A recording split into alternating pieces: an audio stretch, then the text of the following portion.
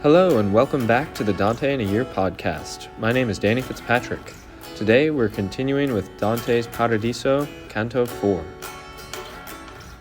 Between two foods equally distant and desirable, the free man would first die of hunger before he'd borne one up to his teeth. Thus would a lamb stand between the twin hungers of fierce wolves, fearing each equally. So would a dog stand between two does. Likewise, if I was silent, don't reprove me, suspended thus between my doubts, since silence was needed, not elected. I was silent, but my desire was painted upon my face, and my question with it, more eager than that distinguished in speech. So Beatrice did what Daniel did, raising Nebuchadnezzar from his wrath, which had made him unjustly fell. And she said, I see well how one and the other desire tear you such that your care binds itself so fast it can't breathe forth. You argue, if the good will endures, for what reason does another's violence lessen the measure of my merit?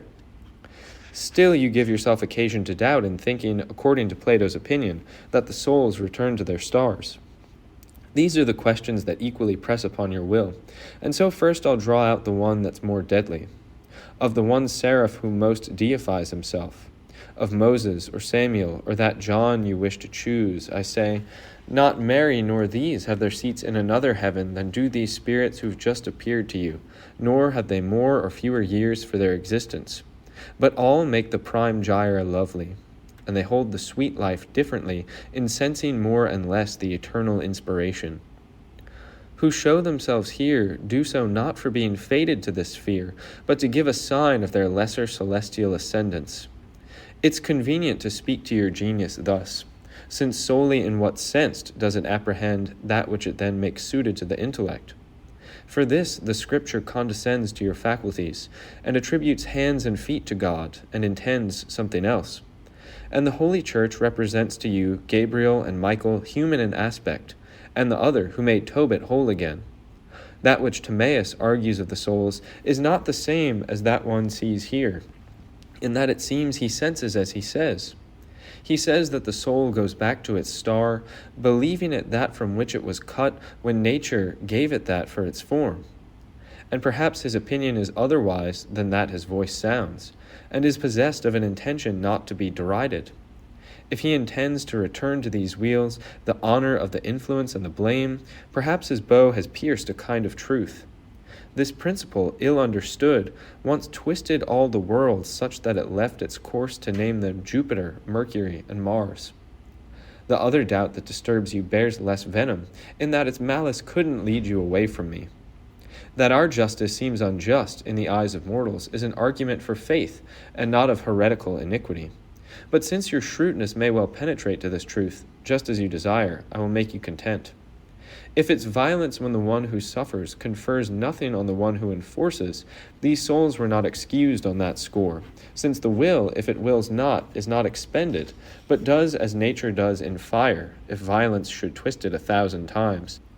So that if it folds substantially, or but a bit, it folds thus by force, and these did so, else they would yet have filed into the holy place, should their will have stood entire, as that which held Lawrence on the grate, and made Mucius harsh to his hand. So would it have pressed them once again, once loosed, upon the street whence they'd been drawn. But such steady will is much too rare.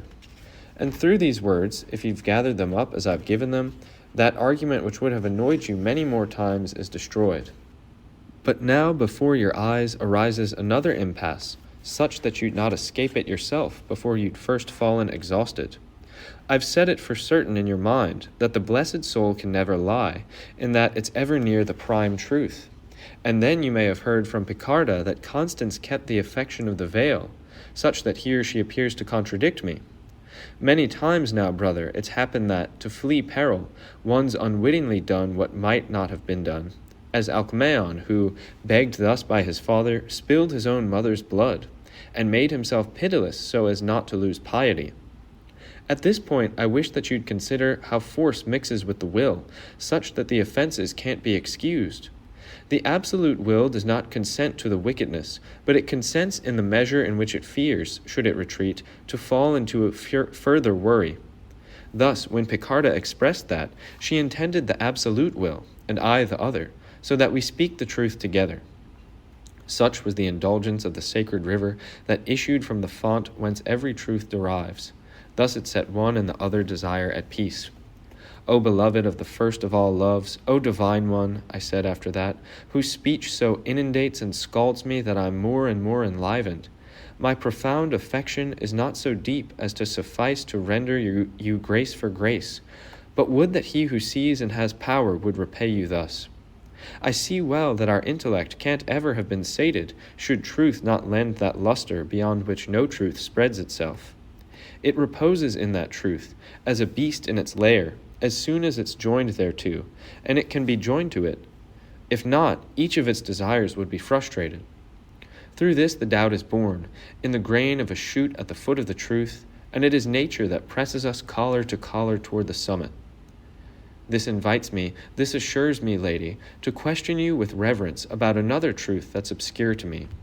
I wish to know if man might satisfy you for wasted vows with other goods such that in your scales they'd not be little.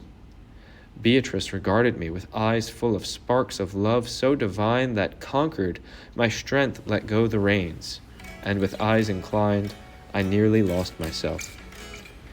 Thanks for joining me for another episode of the Dante in a Year podcast. See you next time for Dante's Paradiso, Canto 5.